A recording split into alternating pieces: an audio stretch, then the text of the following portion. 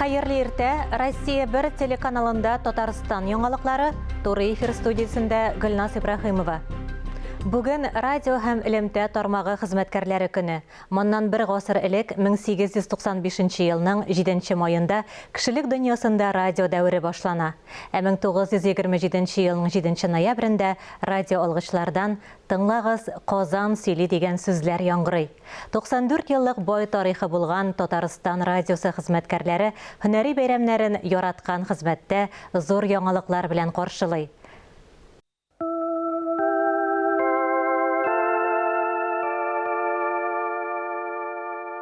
Татарстан радиосы телебез чисталыгы сагында. Татар телен камил дәрәҗәдә өйрәтүдә аның зур тәҗрибәсе бар. Шул рәвешле Татарстан президенты каршындагы татар телен саклау һәм үстерү мәсьәләләре комиссиясе белән бергәлектә Татарстан дәүләт телерадиокомпаниясе 4 радиопроектны гамәлгә ашыра. 2021 елның 7 майы безнең өчен аеруча дулкынландыргыч ни өчен дигәндә без инде бу бәйрәмгә быел зур яңалыклар белән килдек. Менә тыңлаучыларыбыз, телевизор караучылар беләләр инде без күп кенә яңа проектлар башлап җибәрдек. Елның башыннан бу инде безнең Татарстанда туган телләр һәм халыклар бердәмлеге ел дип игълан ителү белән бәйле рәвештә булды. Республикабызда яшәүче төрле халыкларның гореф-гадәтләре турында традициялар киләчәкнең нигезе тапшыруында сөйләнелә. Татарстан радиосының соңгы елларда зур уңышка ирешкән тагын бер җимеше Татарстан авазы интернет кушымдасы. Татарстан радиосы ул гади генә радио түгел, ул буыннар алмашы. Татарстан радиосына килгән кеше эшен яратканнарын әйтәм. Монда төпләнеп кала һәм бик озак эшләр. 48 ел элек студент чагымда радио тупсасын атлап кергәч, ул вакытта без Горький урамында идек. Андагы һәр кеше миңа илаһи күренә иде.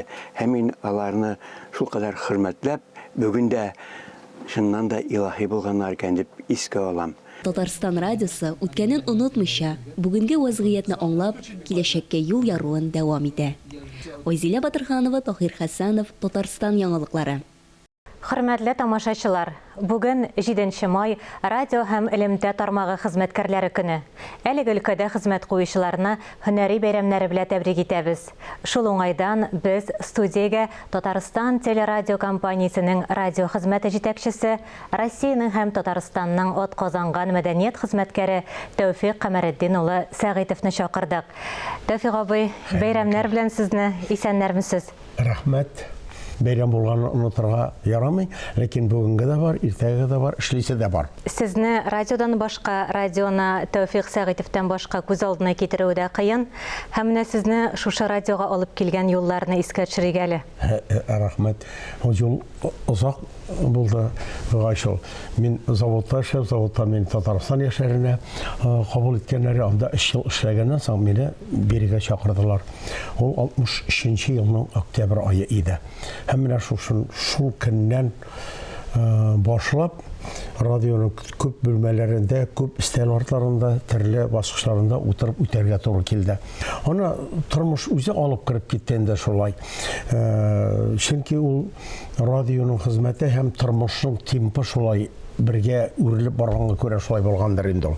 Һәм ул җиллар күңелсез җиллар дип әйтмәс идем. Һәрбер җиллар үзенчә, һәрбер җилларның ул республика пафосы, халык адымнары, халык тормышы, халык көнкүреше һәм республиканың үсеше белән бәйле ул. Һәр хәлдә дәүләт каналы булгач, ул беренче адымда атларга тиеш, яңалыкларны таба белергә тиеш, республикада башкарыла торган күп кырлы, киң колачлы эшләрне чагылдырган тапшырулар булырга тиеш. Халык шуңа карап белергә тиеш республикадагы эшнең ничек барышын, халык өчен ничек кайгырталар, республика ничек үсә.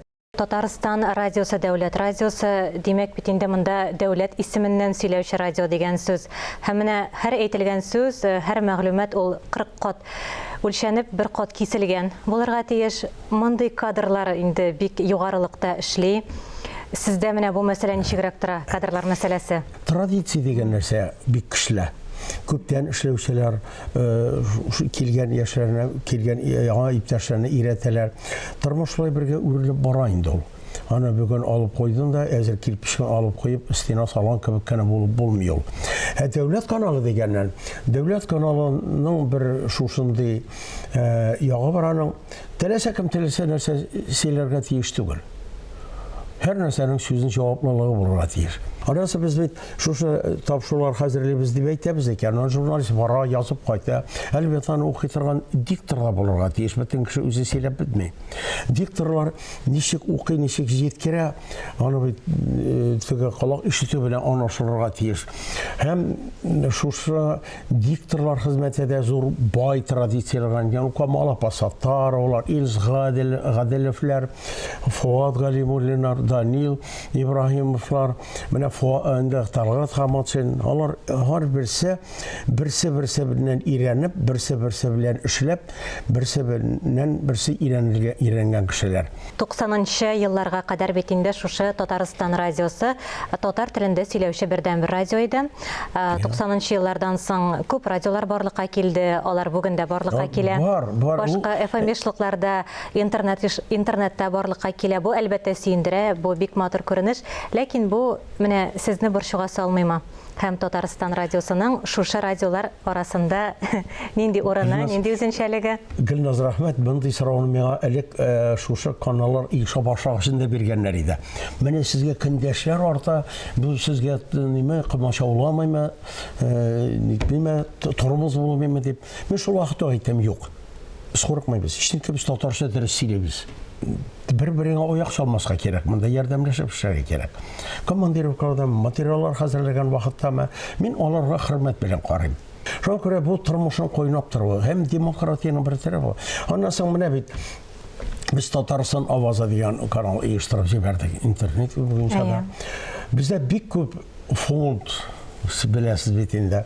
Ул 57 меңнән артык. Ул еллар буе тупланган. Рафаил Ильясовлар эшләгәндә, Ләбиб Айтугановлар эшләгән вакыттан бирле бик таләпчән сәнгать советы бар иде. Ул сәнгать советында бездән минем бер ягымда Азат Апас, бер ягымда Рөстәм Яхин, Йылдыз Исәнбәт, Сибгат Хаким Гөлшат апа Зайнашулар. Мен шулай бик каты таләпчән кабул ителгән җырлар, алар хәзердә үзләренең пьесын җавалтмыйлар. Менә шушы классик әйбәт җыелган музыкалардан төзелә аның программасы. Әрем ятмасанар шулай булсын әле республика җитәкчеләре күп ярдәм итте. Республика президенты Рөстәм Миңнеханов ярдәм белән Татарстанның 100 еллыгында оешып китте. Аны Раис Адрис җитәкли. Тәфиq абый, сезнең кебек яшь менә шундый җитәкче булып калу өчен, шундый шәхес булып калу өчен нәрсәләр эшләргә, моның уңышы нәрсәдә? Гөлназ, гафу ит, алай артык мактарга кирәктер. Әгәр кеше үзе турында артык югары фикердә булса, кешенең бозылуы шуннан башлана диләр. Монда халык арасында шул дәрәҗәдә кала белергә кирәк. Радио белән габәрен уздырган кешеләр андыйларга мин шушы бәйрәм белән котлар идем, рәхмәт әйтер идем, безнең белән булыгыз дип әйтер идем. Безне сездән, сезне бездән аермасын язмыш дип әйтер идем. Рәхмәт Тәүфиq ага. Әлбәттә, радио журналистика инде ул эш кенә түгел, ул яшәү рәвеше. Гел шулай булып калыгыз. Зур уңышлар телибез сезгә. Исән-имин булыгыз, Тәүфиq абый. Тормыш темпынан аерылмаска кирәктер минемчә. Тормыш темпынан аермасын язмыш. Амин, шулай булсын. Рәхмәт. Хөрмәтле тамашачылар, бүген 7 май радио һәм элемтә тармагы хезмәткәрләре көне. Әлеге өлкәдә хезмәт куючыларны без һөнәри бәйрәмнәре белән котлыйбыз. Бүген бездә кунакта Татарстан телерадио компаниясенең радио хезмәте җитәкчесе, Россиянең һәм Татарстанның атказанган мәдәният хезмәткәре Тәүфиq Камаретдин улы Сәгыйтов булды. Әлеге сәгатькә шундый яңалыклар иде. Мин Гөлназ Ибраһимова бүгенгә сезнең белән сау булашам. Сау-сәламәт булыгыз, үзегезне һәм якыннарыгызны саклагыз.